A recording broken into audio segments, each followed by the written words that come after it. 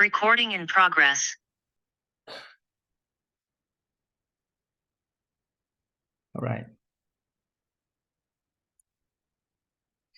Okay, I divide my presentation into 6 sections.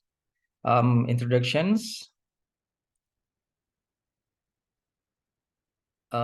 Indonesian belief in democracy from time to time, Indonesia today, lesson learned, and prospect.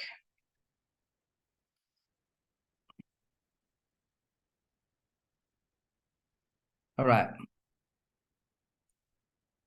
As we know that Indonesia is the largest Muslim country in the world, approximately 230 Muslims of 270 Indonesian people. And also, we still believe as the third largest democracy in the world. And I believe that democracy nowadays is a part of our life. We cannot really separate democracy values and democracy implementations in our life, in particular in political activities. And nowadays, democracy, after the fall of Suharto in 1998, democracy becomes iconic in our country and providing us more opportunities to involve in the decision-making process, to enjoy civil liberty, tolerance, equality, and etc. So we are actually, to some extent, on the right track. But in our history, democracy is not only game in town. We experience authoritarian times in some periods of our history, political history, and we are quite suffer with that. And I think to some extent we learn a lot about those experience. And nowadays we try to avoid this kind of authoritarian practice, and we are still struggling to implement it, actually, to implement democracy. Since the birth of our nations, our founding fathers believe in democracy. Most of them are our national heroes who know a lot about how devastated our countries during the colonial era. So they learned about that, and they really wanted Indonesia to be a democratic country, not authoritarian or despotic countries. And one of iconic figures in our political history is our first president, Sukarno. And one of his statements that we can regard it as commitment for democracy is when his speech before the members of United States in 1956, which in that occasion he started the 4 pillars of Pancasila, namely kerakyatan yang dipimpin oleh hikmat kebijaksanaan dalam permusyawaratan perwakilan by using word democracy. Pancasila, or 5 pillars, is our foundations in dealing with the existence of us as a state and as a nation. This is state foundations and consists of 5 pillars, 5 statements. And I will show you what kind of the statements inside the Pancasila in English versions.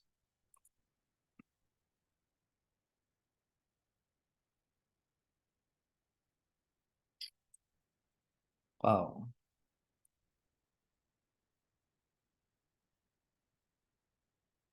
Oh, sorry. I think I have a problem with this. So basically, we have 5 pillars, and all of the founding fathers and founding persons in our country believe in this Pancasila, and every single Indonesian also, in terms of political matters, should use this Pancasila as the main reference. And there's 5 pillars. The first pillar is believe in God. Actually, believe in one God. Some people believe that it is this first pillar was inspired by Tauhid, because believe in God, believe in one God actually is the main understanding of Tauhid. And the second pillar is humanities. The third pillar is nationalism. The fourth pillar is democracy. And the fifth pillar is social justice. Of course, there's an Indonesian version for that. It's quite long, but like Bung Karno said, the essence is like that: believe in God, humanity, nationalism, democracy, and social justice. So democracy actually is embedded in our political traditions. It is believed as one main pillar of our Pancasila, our foundation of the state. And also, the spirit of democracy is clearly stated in our constitution, in particular in the article first chapter 2, verse 2, which is stated that sovereignty is in the hands of the people and is implemented according to this constitution. So the sovereignty not belongs to any particular people, not belongs to the king, not belongs to the rich people, the oligarch, but in the hands of the people. So both in our constitutions and in our basic principle of state, we believe in democracy.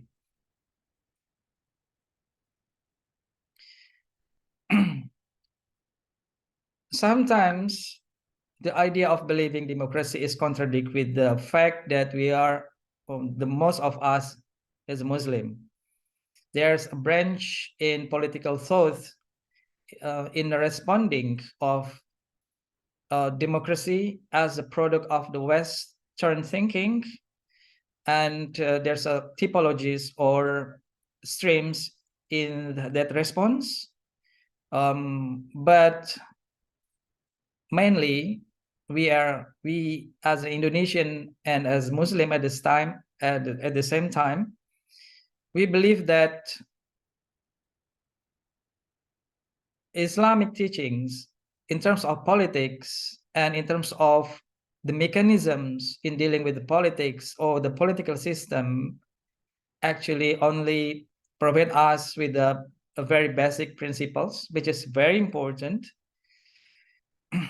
And based on that basic principles, we believe that the closest political system that we should enact as a Indonesian and as a Muslim at the same time is democracy, not the authoritarian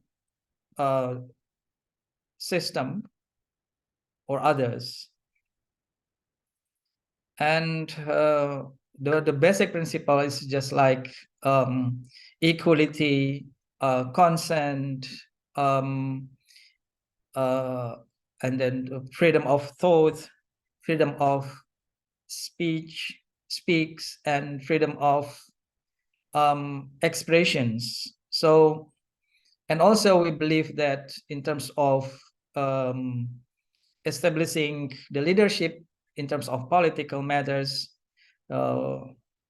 Islamic basic principles also encourage Muslim to conduct consent rather than using the inheritance system like kingdomship.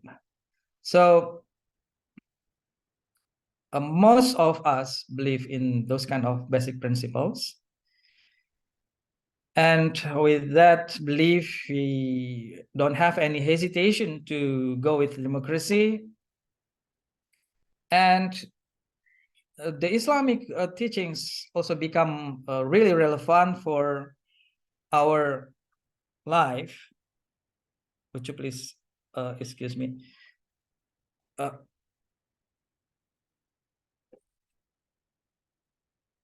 Because Islamic teachings are also believed as an inspirational concept to respect differences and pluralism. And I think we already know that we are consist of hundreds of ethnicities or tribes. We have 100 of languages. We have more than 5 big religions. So Islamic teachings is very inspirational, it's very important, very fundamental to maintain us as a one nation, and also as a values to create compromise with other groups which have different primordial backgrounds. And also, in general, Indonesian people believe that differences among us as the historical facts, we thank God for that, and we don't see in general we don't see that situations as bad things, but on the other hand we believe that this is part of our opportunity for the future. And this kind of situations become of our mind spirit. So we have motto, we have jargon, name it Bhinneka Tunggal Ika. Actually, this is from Sanskrit, which we can translate it into unity in diversity, and this is become of our spirit. And this statement was actually a part of our symbol. So Indonesian symbol is the eagle, and the eagle has a banner in the foot of the eagle.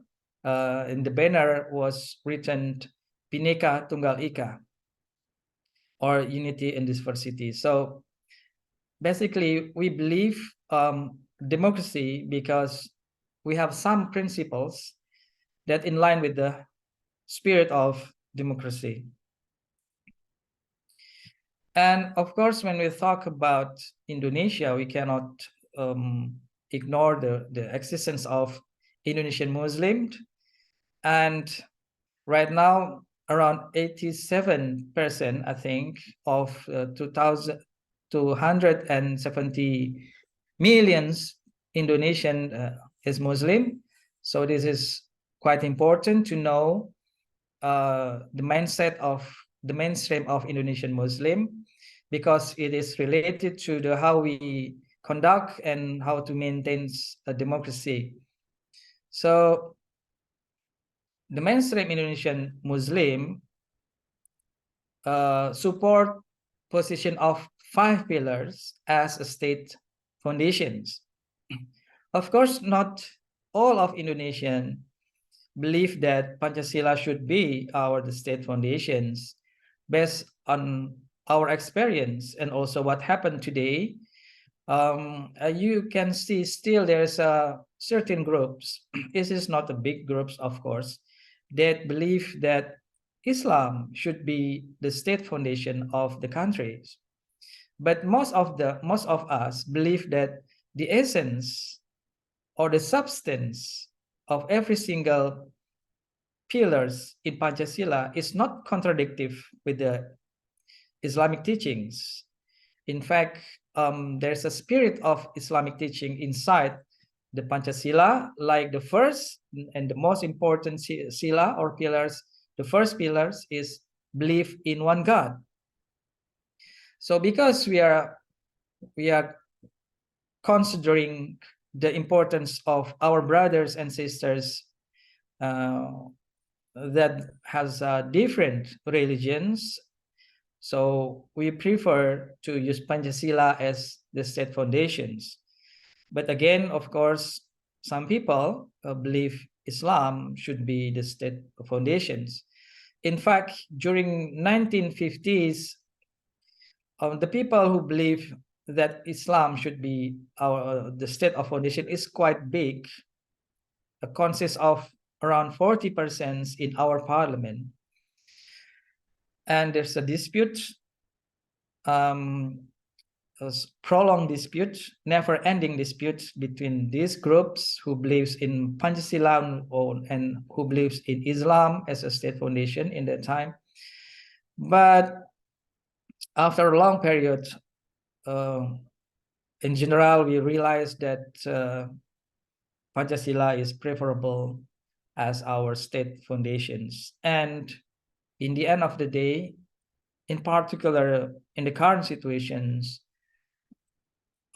every single Islamic parties in Indonesia believe that Pancasila should be the state foundation.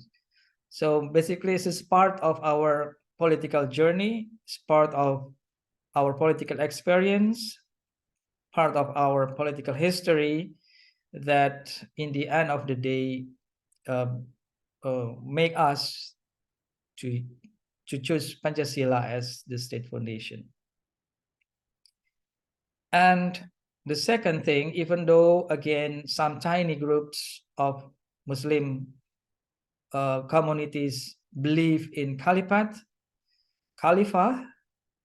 or transnational state, but of course the mainstream Indonesia believe that our nation state, the Republic of Indonesia, is final, and the other state for us.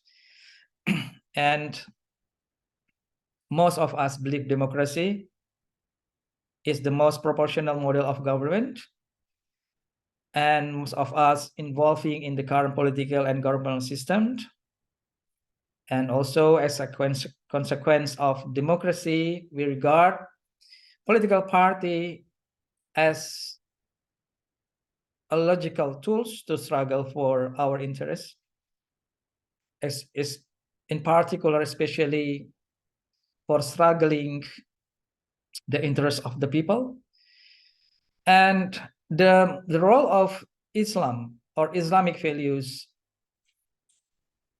is not disappear, is a part of our morals, but as a substance, as the essence. So Islamic values is not something that we have to establish it as part of a rule of law in terms of legal formal things, but as a values or morals that should be conducted in the manner of substance. As long as the country, even though we use to some extent non-Islamic laws, but consistently protecting humanities, protecting justice, I think most of us believe that is already in line with the Islamic values. And the mainstream Indonesia Muslim also believe that it is important to maintain from time to time the existence of nation states and the constitutions.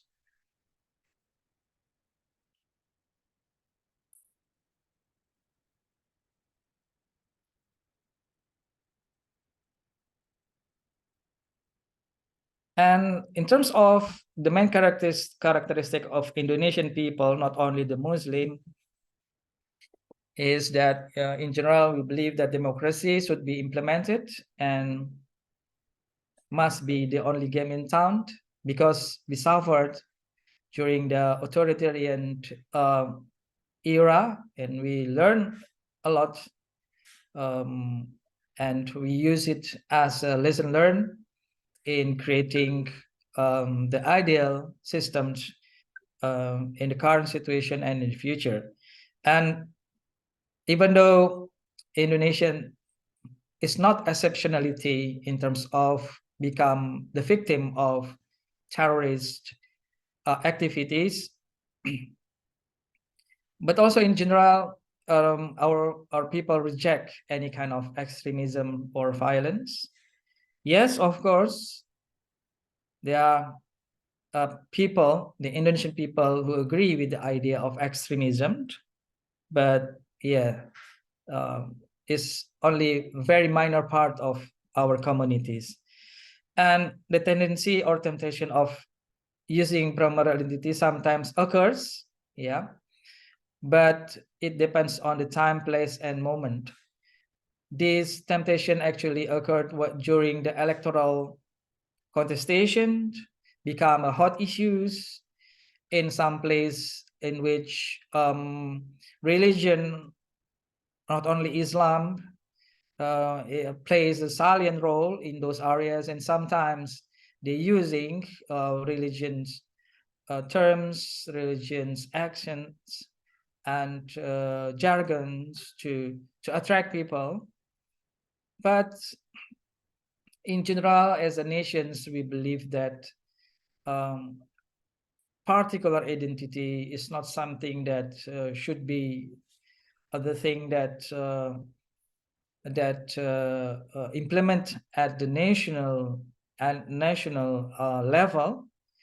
So in terms of national activities, we not really using the particular identity as the guidance or as a source, but we use a national identity. And we are, as a nation, also tend to compromise, adaptive, and pragmatic in gaining the political aim or agenda. So why I present these characteristics is to give you a picture about the main characteristic of Indonesian people, which actually tends to compromise, adaptive, tend to believe in democracy until today, and try to ignore, avoid violence, extremists, and at the same time, we also believe in religion. We also believe in Islam as a part of our life. Okay. In this occasion, I'd like to give you a very short experiments of democracy in Indonesia. Right.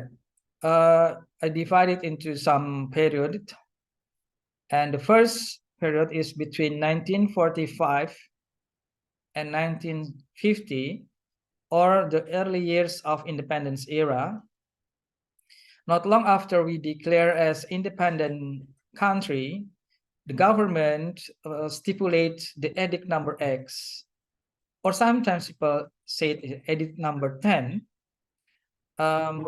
as foundations, as policies that become foundations for the people to establish political parties in Indonesia.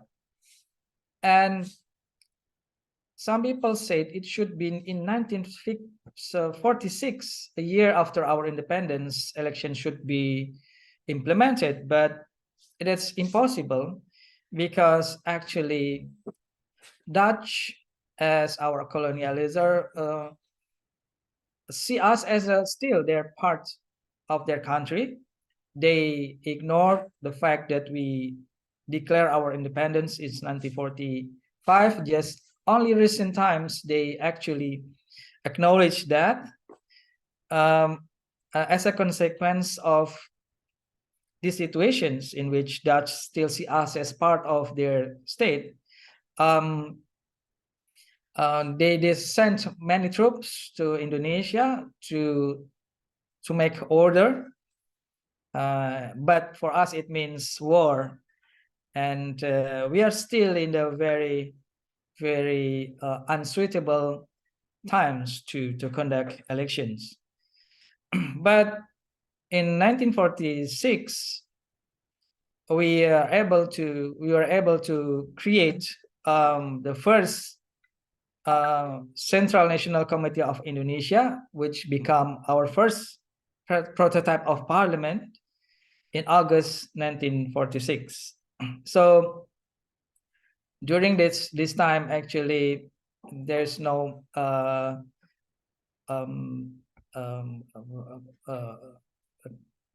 many stories about the development of democracy, but yes, only the fact that so many parties already occurred, and we are able to establish our first parliament. And this is quite funny. We have sometimes a period or era that is called as liberal democracy, to show that democracy during 1950 and 1959 was really implemented with heart, with full support by the people. Even though we are still young as a nation, is quite 5 years old, but we are really eager to conduct democracy like a modern country. And for the first time in 1955, we can conduct the first elections to elect parliament member and member of constitution body. There were 172 election contestants. Many of them was political parties, and the hot issues in the time, like I said before, is severe dispute on the state foundation, whether we should have Islam as our state foundation or Pancasila. And result of 1955 election, we have a big four parties. The first is Indonesia Nationalist Parties, established by Sukarno in 1927. This party gained 22.3%, become the first parties, the first big parties. And the second is Islamic Party, Masyumi, or Indonesian Muslim Consultative Assembly Party, gained around 20.9%. This is from this party represents mainly the modernist Muslim, and for the traditionalist Muslim, we have Nahdlatul Ulama, or Ulama Awakening Party, or NU Party, become the third biggest parties in 1955. And this is interesting. The fourth party is Indonesia Communist Party. This party gained 15.4 parties.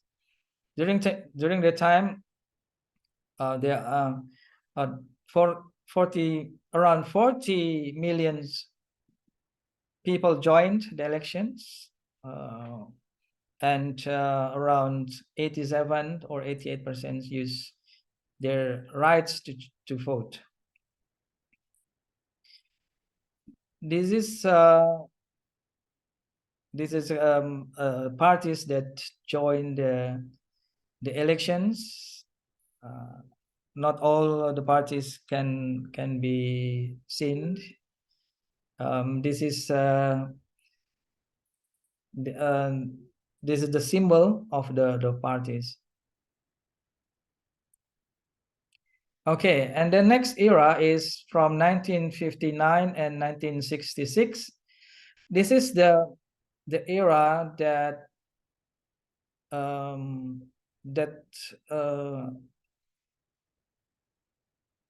that indicates the new situation in which authoritarian era rise and still continue until 1998. But the first authoritarian era or non-democratic era actually is from 1959 to 1966, when Sukarno became our main leader. And actually in the time, even though Sukarno is the main symbol, main icon of our political system, but actually there are two other groups that's very influential in our political systems. That is Army and Indonesian Communist Party. And during this time, our tendencies is to bridge our orientations to the left-wing countries such as North Korea and China. So we are very close to those countries. And at the same time, also we have a good relationship with the USSR. So in this era, actually, we tend to be more left than before, and at the same time, we tend to leave democracy and trust Sukarno to do many things in relation to politics, which make him become the very important person in the time. And political parties plays a passive complementary group with the insignificant power under Sukarno's regime. And the time Sukarno actually not really eager to use Pancasila as ideology, national ideology. He tends to use Nasakom. Nasakom is abbreviation of nationalist, agama, communist, or nationalist, religion, and communist. So Sukarno gave a chance, opportunity for the communist people to get involved more in our political life in the time. And also there's situation, there's no election in the time, and Masyumi as the second largest party was banned by Sukarno because this party is too critical to the Sukarno, and Sukarno didn't like it. And the Masyumi is the last bastion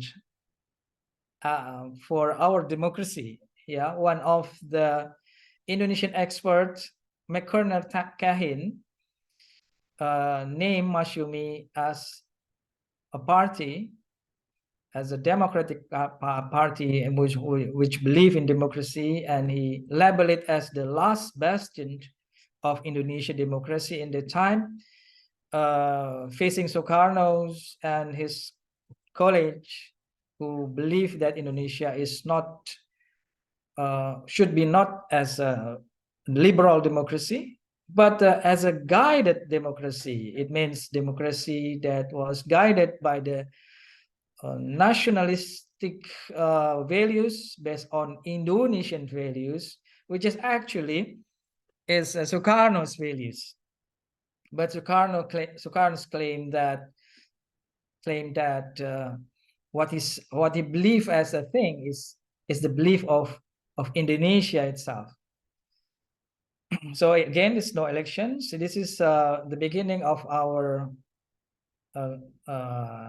for Indonesian to experience authoritarian era, and it is continued by Suharto, our second president, General Suharto, during the New Order era from 1966 and 1968. Even though in that time we held 6 times election, but the very substance of our country is authoritarian because only 3 parties, and also and all of those parties must be approved by Suharto. If Suharto did not approve it, well, you cannot join the election. And actually Suharto was the person behind the establishment of those parties. Golkar or Golongan Karya or the functional group is the government party, never lost and always wins around 62% every single elections. Is quite big. It made the rest parties just very tiny and meaningful, insufficient parties that Indonesia had in that time. Members of election management boards or electoral management board was determined by the regime, and Suharto become very strong because he's supported by military, bureaucrat, the main parties, the technocrat, and also the businessman, creating an authoritarian government in which democracy is very low quality, in which also political parties has only played an artificial role and basically no effective checks and balances. And of course, the oppositions and critical group were systematically oppressed. So we can see that in here, this is Bahasa Indonesia, hasil pemilu Orde Baru or New Order election result. This is the time of elections. This is the Islamic parties, PPP, United Development Parties. This is government parties, functional party, functional group, or Golongan Karya or Golkar, and this is the Indonesian Democratic Parties. This is the Nationalist Party, consists of nationalists, Catholic and Protestant parties. Before all those parties was unified by the Suharto regime. And if you can see that the result of New Order election, Golkar gained approximately 67%. It's very big. Now right now Indonesia is enjoying the new era. We call it as reformasi, era reformasi or reform era, started in 1998 until today. So we try so hard to reestablish our democracy. There's very fast growth of political parties. Not long after the fall down of Suharto, there were 181 parties in the time, but only 48 that eligible to join the first elections in 1999. I think no more political prisoners. The communist prisoner released from the jail because most of them are already very, very old. And I think communists right now is very difficult to attract people with the ideology. And we try to civil supremacy establishment. We right now can have many governors, many measures from civilian. During the New Order, from president to major in many districts and provinces in Indonesia has had a military background.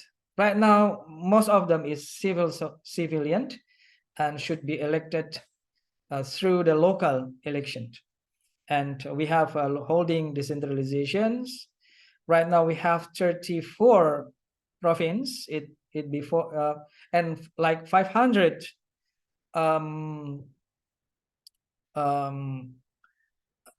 cities. And before we only had 27 provinces. Now we increased to have 34 provinces, and we conduct local autonomy, in which the local government can determine the many things that it should be, it used to be part of national government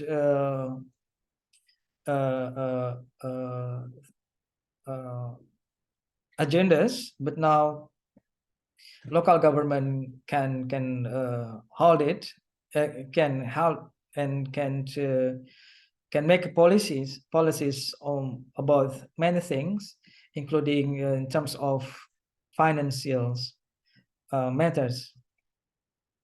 We conduct freedom of speech and freedom of press. We now have like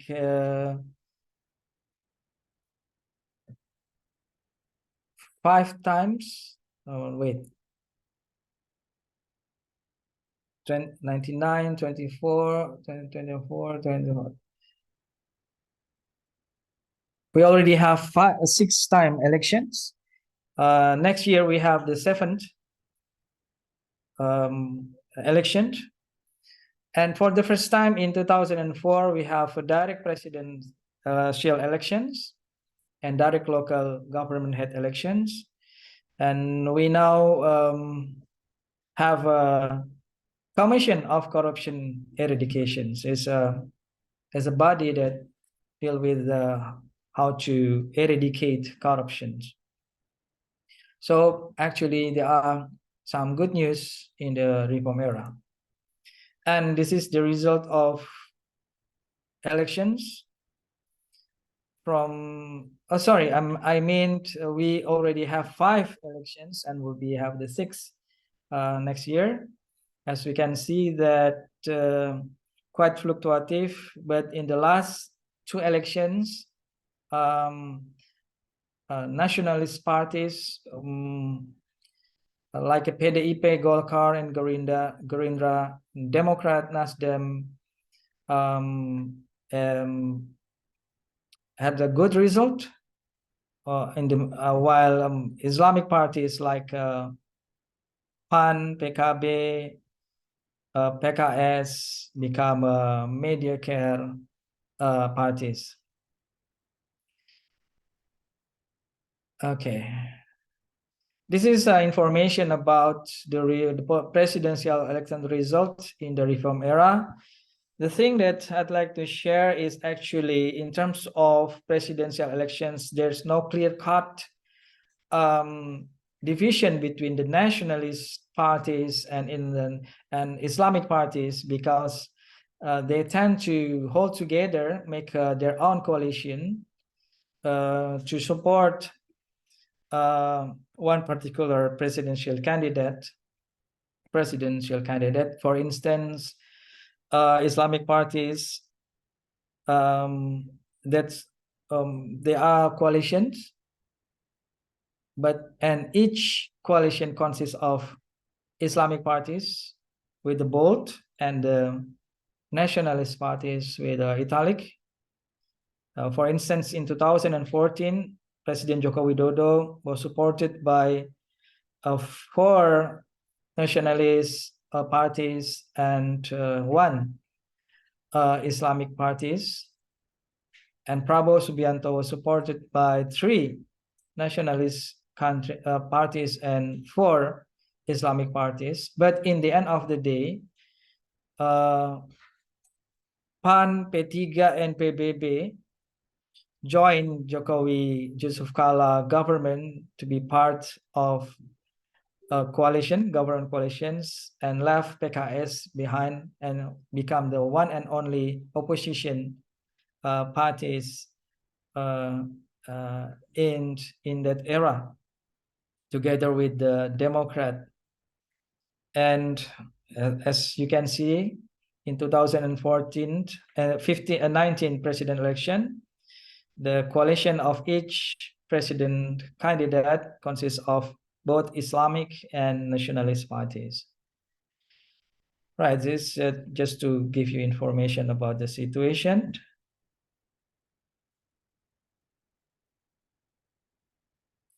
And how about Indonesia today? Basically, I can say that we are in the trajectory. As we know that democracy has globally experienced sometimes up, sometimes down. And for Indonesia, after the fall of Suharto, I can say that democracy has been relatively practiced by engaging with a number of aspects. However, the development of democracy quality in Indonesia, we're still struggling about that, and has been battled by various parties as well as political observers that demonstrating different opinions. Some observers, some experts believe that actually Indonesia already on the track, really good situations in terms of establishing democracy. Some experts like McIntyre, Ramaj, Diamond, Lidl, and Mujani believe so, but as we can see that not situation is not really like that. Yeah, also we have good news in terms of index. Yeah, we still at the modern level, not really bad. We are as a consolidating democracy country. Lidl and Mujani even say that we are major democracy. We have a resilient civil society. In this situation, no wonder that our democratic system has created many political opportunities, acknowledgement for the minorities, and we have a relatively peaceful election. And there's a leadership change, successions, a lot at the national level or in the local level. In the local level, we conduct hundreds elections almost every year, and we can sense that we have more freedom of expressions, including criticizing and opposing the government. And there's no more Golkar, there's no more parties with a 67 chairs in our parliament. No, so we are quite equal now. But on the other hand, some observers point out that Indonesia democracy has still problematic in the recent years, and some of them indicates that Indonesia democracy actually is a very nice only at the procedural level or the procedural stage, but the substance of democracy is not really shining. This is the pessimistic perspective. So for these people, by their studies, conclude that actually democracy situation in Indonesia does not always run smoothly.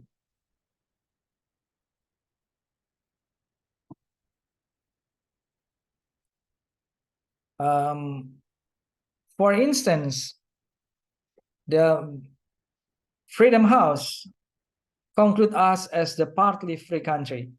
It's not really free country, but partly free country. And the situation's also already been there since 2014. And for Economist Intelligence Unit, we are still at the category of low democracy.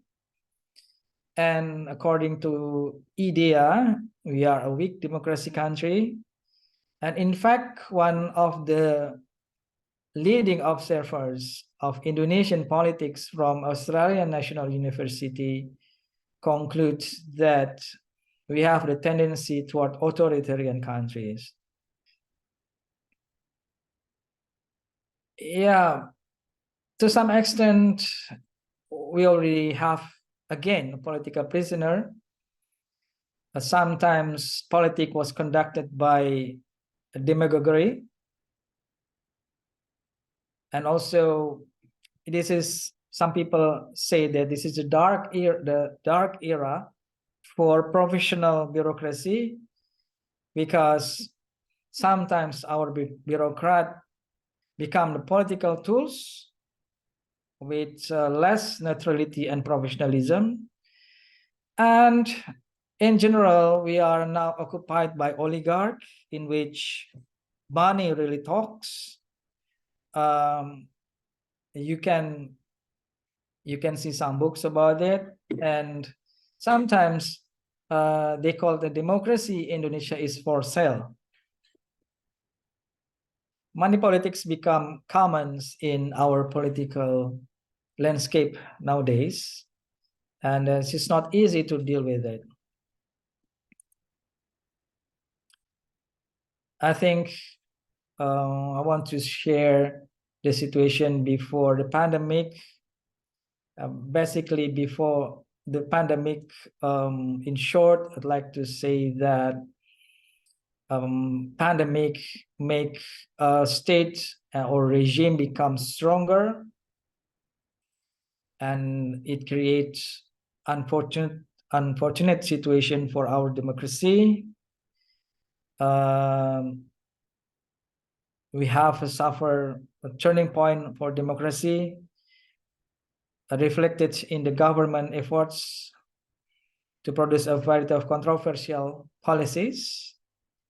In the name of safetyness, some important policies was conducted by very limited persons, which is elite, in which participation from the people is very weak. But because of pandemic, the governments gained the legitimacy to conduct those kind of policy making process.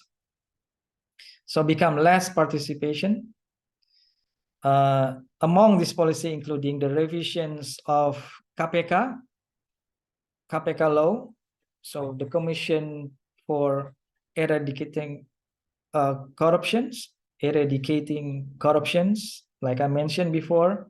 There's a new law that actually for the expert and for the corruption activists, it weakened the KPK itself rather than strengthen it.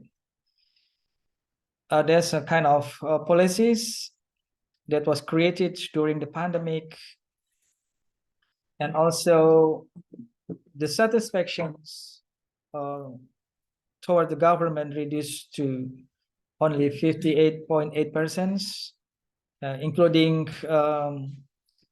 the unsatisfactions related to the rule of law and how the decision-making process was conducted. This is, like I said, we are not be a free country since 2014. I've checked the latest data. Is still partly free, according to the Freedom House. And yeah, I think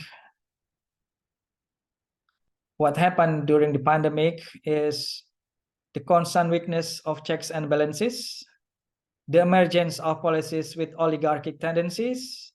This includes the Omnibus Law and 2020 local elections, the limitation freedom of expressions, pressure from the government, as well as the disruptions of a proxy war involving buzzers from among the people themselves, the enforcement of political dynasty in 2020 regional head elections, and also the rampant corruptions as a consequence of high-cost politics involving many political elites, whether in the executive or legislative body, whether at the national or local level. With various political and government situations, it is apparent that the essence of Indonesia political situations during prior and during the pandemic has not yet led to the enforcement of democracy. And after the pandemic, 2022 and 2023, the situation is not really changed drastically. In fact, it tends to be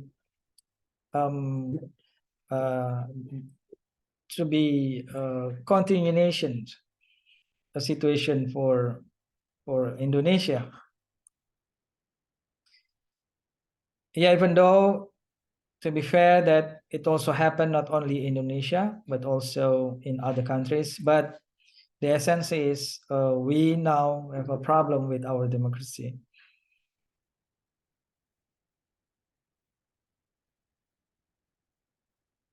Okay. Yeah, this is according to Economics Intelligence Unit. Sorry, this is not EIU with. Oh, no, this is okay. Economics Intelligence Unit in 2019, 2020. Again, I already checked for the 2021. Actually, we increased, become 6.71, but still category is flawed democracy. We never above 8, in which above 8 I think is democracy, but we always below 7, so it's also it always be a flawed democracy according to Economics Intelligence Unit. This is idea. Again, Indonesia is as a country with a weak or low performance in terms of democracy. Situation also same for the VDEM. Yeah. So what's the lesson learned about a country that believe in democracy and should be right now in a democratic era, but the fact is not really like that? The first is we need to improve our party institutionalizations. Some experts and observers believe that the main problem of our democracy actually lays down in the quality of our political party, which is right now was managed by not really democratic ways. In fact, some parties become too personalized. Some parties become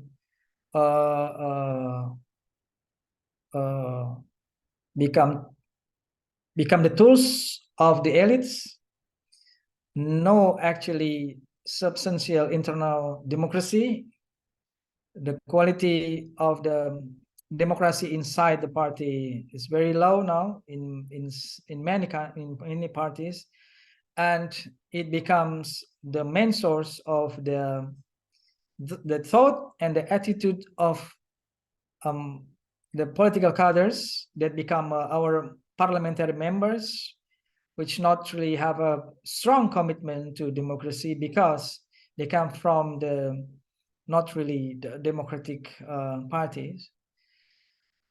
And also there's a gloom political environment in which people really conducts democracy.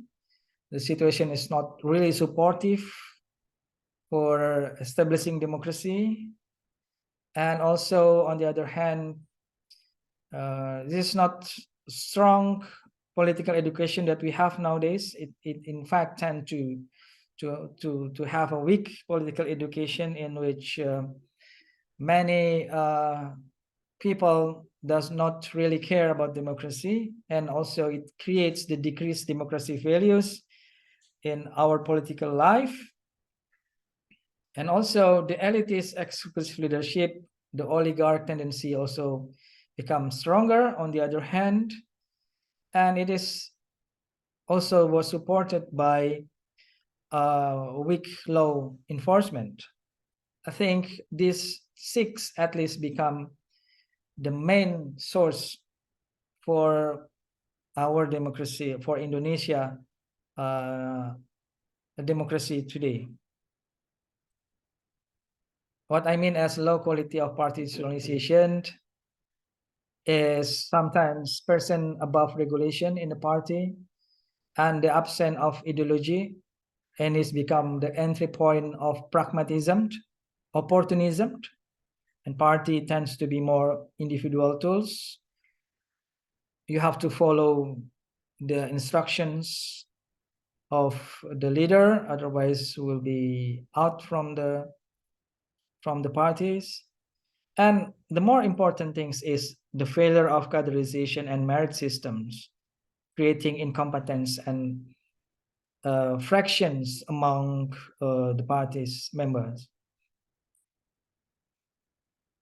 The gloomy political environment is actually, we tend to be more populist than before, using the politicizations of identity, unnatural bureaucracy, permissiveness in which money politics become common, and party tends to be more popular rather than uneducated parties who educating people. And this is a buzzer time, and there's also negative patron client, which led to the high cost politics, which in the end of the day make a room for the oligarchs, because only the oligarchs can provide a sufficient money to fulfill the high cost politics. Also, we have quite weak political educations.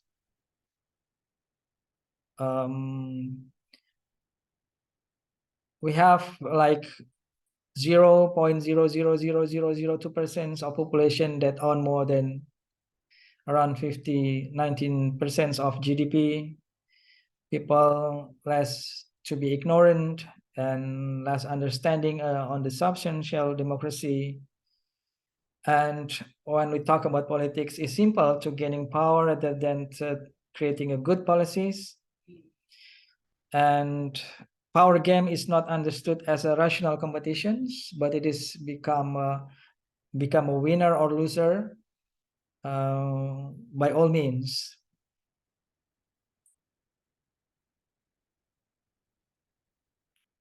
Also, we have a decreased democracy values in which political constitutions as a battlefield, which unfortunately maintains severe polarizations, the tendency of abuse of power, including using state apparatus to conquer oppositions, power as the tool to maintain power itself, the tendency of elitism and exclusivism. And also, we have conditions in which there's a tendency of elitist exclusive leadership, taking advantage of political polarizations rather than to educate people to avoid political polarizations, less committed to end political polarization because they are enjoying in which this polarization can be used as a tools to approach the people, to influence their political preference and to win. I think to some extent nowadays, our leader tend to be more to pay attention more to maintain their power rather than to give and conduct something that preserve democracy, and then enjoying collusions and cartel. And the last thing is there's quite oligarchy tendencies and exclusivism. And also in terms of law enforcement, sometimes there's an abuse of power, in particular for the critical groups and oligarchs' control, it is become obvious and the result of the situation, because like Jeffrey Winter said in 2013, that oligarchs can only be stronger when the law enforcement is weaker. And sometimes the elite interest that not really supported by the people become something that important as the fund and as the foundation of the policies, not only in the national but also at the local level. And sometimes the product of law enforcement become biased, because we have a biased law enforcement bodies in which people that very close to the regime will enjoy something that's very privileged and different with the people who tend to be positioned of the government. Okay, that's the situations and the solutions. I think it's related to how we can develop political educations, including economic empowerment, because democracy will be nothing if the disparitions between the rich and the poor is high. The gap between the poor and the rich is high. In the situations, having democracy is not easy to reach. And also the solutions, we have to strengthen civil society, and we have to push to modernize democratic institutions, including political parties. And also we have to maintain democracy basic values and establish rule of laws. All right, this is a kind of solutions for the development of political educations, through formal educations, through informal institutions, through political institutions, and of course to develop people prosperity. And for civil society strengthening is we have to protect civil rights and to preserve freedom of expressions, to limit abuse of power, and to establish a rule of laws. Only with these situations we can strengthen our civil society. And we have to have also regulations to make our party become more independent, to establish our party ideology. So basically the regulation that can push party to be more serious and implement those things. The third thing that I think is important in terms of maintaining democracy values is to increase the spirit of tolerance. It means to acknowledge other parties as a legitimate rival, and refrain not to easily utilize institutional privilege. So to be patient. When you are in power, your duty is not to destroy your enemy or oppositions, but together with the opposition, we can create many good things to the people. And the last thing is rule of laws. By strengthening law enforcement institutions and purifying law enforcement from political interests. And the prospect, I think, but having said those things, I still believe that democracy in Indonesia is still on the track. We still have a bright future as long as we can maintain civil society resistance, and we still have the constitutions that really supportive for democracy. And right now, we still have civilian supremacy. The army and other things, non-civilian tend to wait and see, tend to not involve so deeply to the political matters. So this situation actually is quite supportive for democracy, for the civilian supremacy as one of the thing that's very important when you want to conduct democracy. Also until today, we still have opposition parties in our parliament. And the most important is many of Indonesia actually still support the democracy.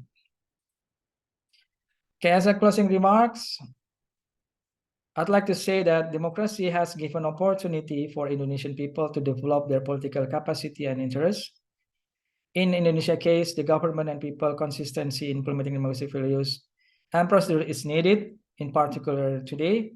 It is mainly to maintain people trust towards government and democracy itself. And the future of democracy in Indonesia is still uncertain. However, the fact that this country still have supporting elements for democracy establishment, the opportunity to have more brighter situation for democracy for Indonesia is still open. I think that's all. Thank you very much for your attention. Thank you, sir.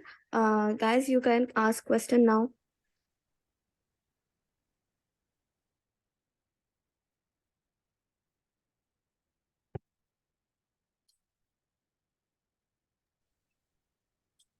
Sir, I have a question. Yes, please.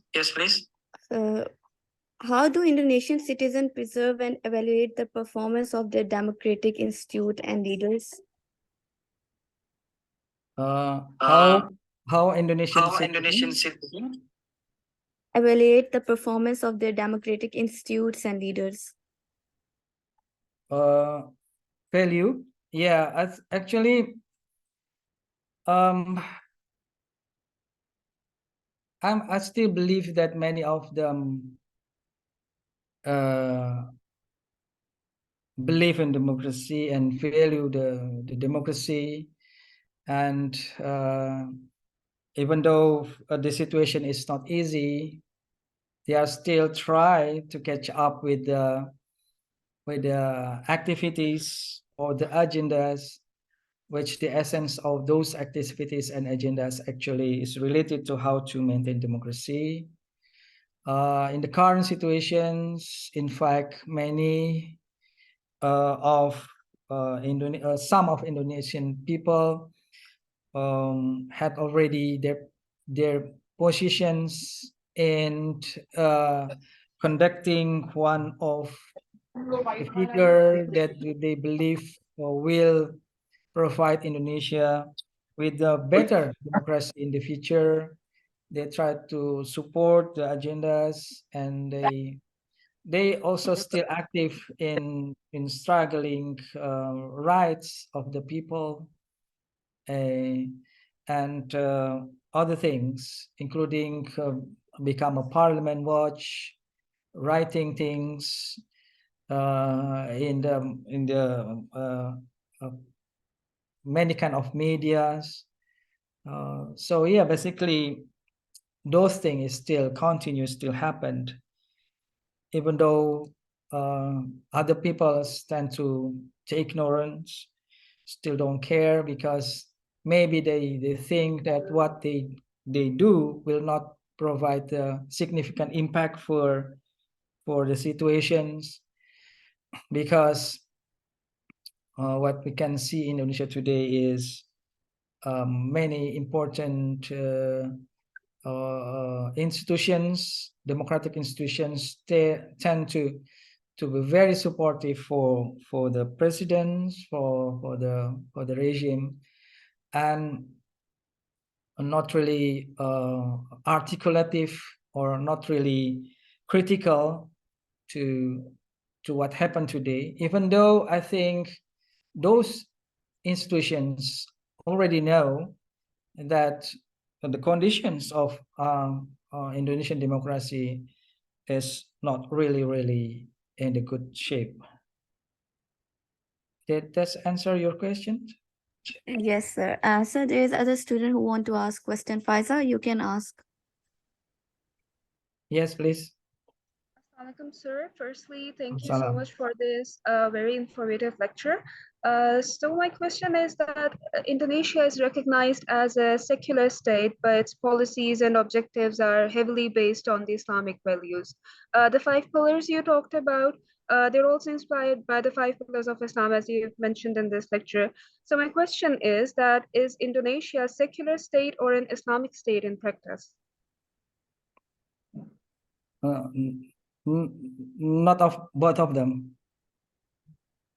Indonesia will be disagree if we are stated as secular parties state, because the first pillar indicate that this country must believe in God. I think the secular kind of secular party will not really take it as a matter, believe in God, but yeah, we believe in God. The Pancasila must be acknowledged by all Indonesian. And also in our constitution stated that these countries actually cannot separate this country with religious values. But of course, in terms of creating policies, the main source of argument and the main source of the policies or the regulation as the base, as a basis, as a basic of the policies, not necessarily to be the thing come from the religious sources. So we don't use Al-Quran and Hadith as the main considerations in dealing things. But we still these teachings as our inspirational elements in dealing things. In fact, my research on the party's statutes, the party's internal regulations, the party's internal mechanisms, or the party's constitutions, if I may say, we can see the spirit of religiosities. Many parties in Indonesia, even though they are a nationalist party, see Indonesia as a religious country in which the religion values must be preserved, must be the thing that all Indonesians should regard it. And of nine political parties nowadays that have chairs in our parliament, only one that in terms of party constitutions is not indicating the religion values. The rest is indicating the spirit of religion in their constitutions. But those one party actually was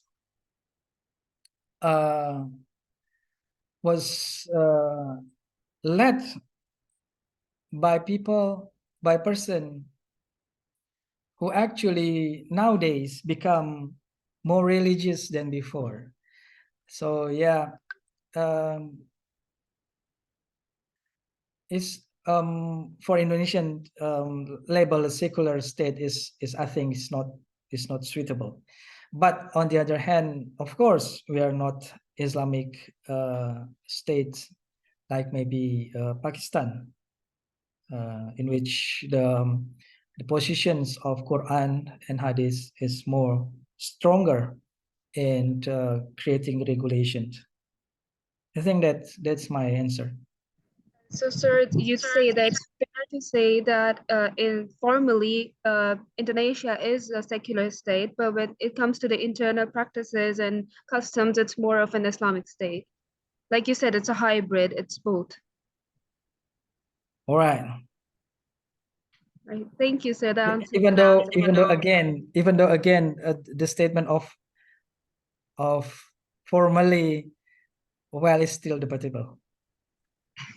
Yes, it's debatable because, as you said, it's hybrid. And Yes. listening to your lecture, I found that it's mostly based on the Islamic values. It's inspired by it. People follow it and people incorporate it into their daily lives, but it's not formally recognized like in Pakistan, the Sharia and the Quran.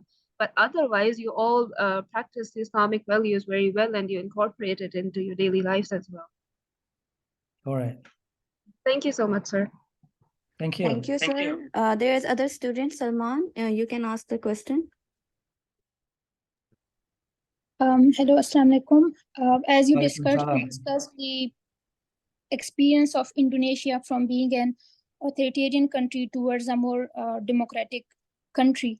So in your own understanding, what was the most important factor that made this transition possible? That country was that back in the days, the country was controlled by authoritarian regime, but now it is a more democratic country. So was it the public opinion, public outrage that made this transition possible, or was it the efforts by the opposition parties that were being oppressed by the regime? Yes, thank you very much for your questions. I used to believe that so many factors that we have to consider in regained democracy situation in Indonesia. But now I believe that the most important thing actually is about leadership. With the characteristic of Indonesian people who still believe in the leader, I think it's very effective actually if we have a leader that have a very strong commitment to enact democracy. The working for democracy in other aspect is not, it doesn't mean not important, like a political educations, like establishment of a good political parties, as like a freedom of expression and freedom of press, and maintaining civil society, or make a gap between the rich and poor decrease. It's still important, but it's not really effective if the leader of your country, I mean, the leader of my country, is not really concerned and or have a deep commitment to democracy. It will ruin the situations. For instance, if your leader really care about democracy, actually your leader will show you how to conduct it by, for instance, forbid political dynasty or attack oligarchy effectively, strongly. But since I don't see that, at least for the last almost 10 years, instead the situation of political dynasty become worse, oligarchy become worse, corruption become worse, because of, again, the type of leadership. So the situation is the same. The situation is still not very good for maintaining a good democracy. So my answer is, if I have to choose the very important element in conducting democracy, in regaining democracy, is actually our political leader. That's my answer. Okay, sir. Thank you. Thank you, Thank you. Salma. Aisha, you can ask the question. So, Assalamu alaikum, sir. Sir, my question is that how democracy impacted the Indonesian economy. Is it progressive today, or economy was more functional under guided or authoritarian regimes? This is very, very important and very interesting answer. Well, we still again, this is a debatable issues whether democracy will provide a good impact for our economy. But actually,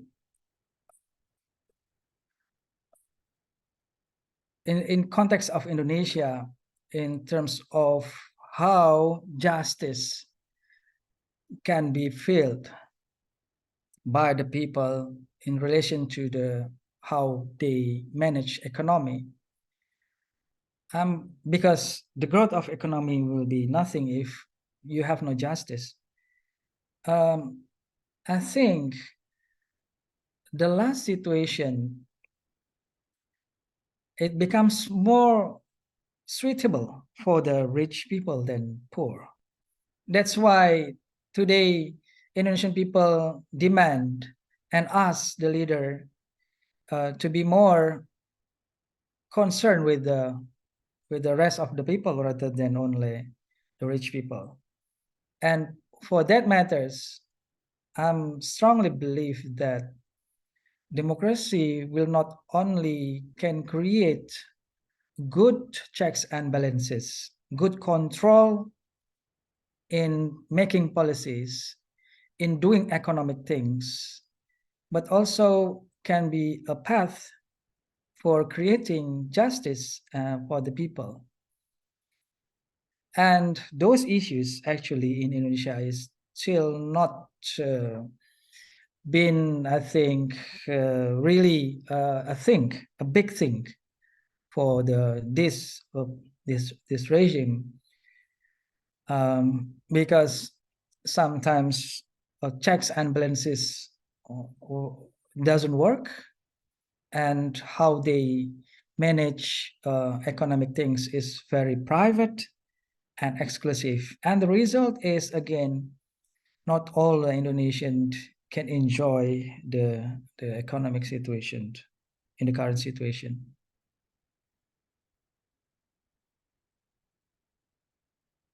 Yeah, I think that's my answer. That is my answer. Thank you so much, sir. Thank you, sir. There is other student, Wajia, you can ask. Assalamualaikum, sir. Waalaikumsalam warahmatullahi. My question is, how did the democratic ups and downs affected Indonesia's status or standing on an international level, and how did it affect Indonesia's relation with other countries, specifically in the South Asia? Well, in terms of international relations level,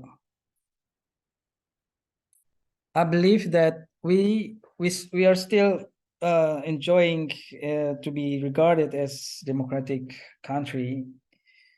But for me,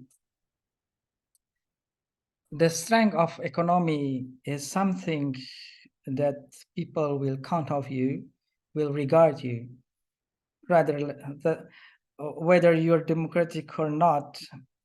In terms of international relations, sometimes they're too pragmatic, and you become acknowledged sometimes not because you're democracy, but also because you're strong in terms of economy. But of course,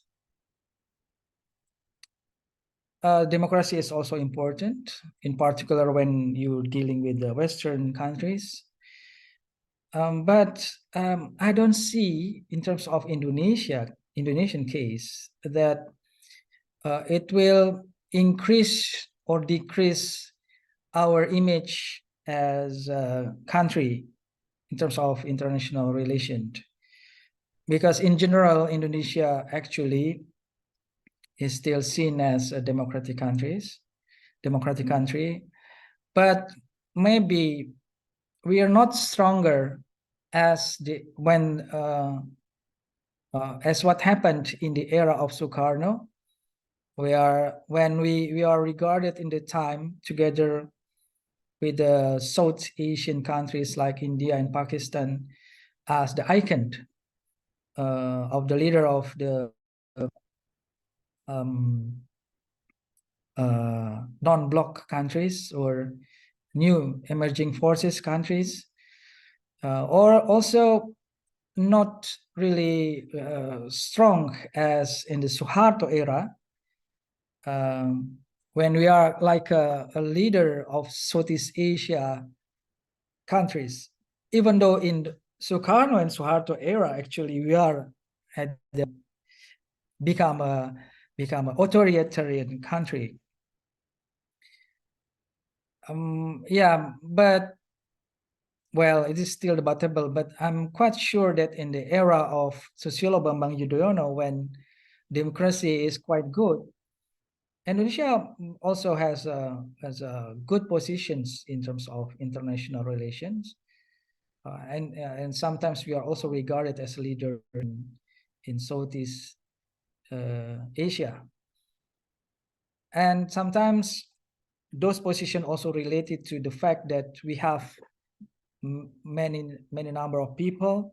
We have good national researchers, and sometimes not really related to the democracy.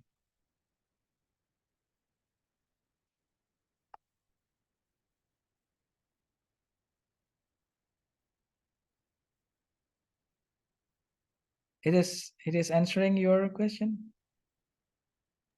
Yes, sir, it would. Thank you so much. Thank you, Okay. sir. Okay. On behalf of the entire audience and the organizing committee, I extend our deepest gratitude to you. Your willingness to share your time, expertise, and wisdom with us is truly commendable. Thank you so much. Allah Hafiz. Thank you so much. Makasih, Allah Prof. Hafiz, Prof. Sama-sama, Pak. Terima kasih. Ya, Thank you so much. Saya izin leave. baik, Pak Kiki. Ya.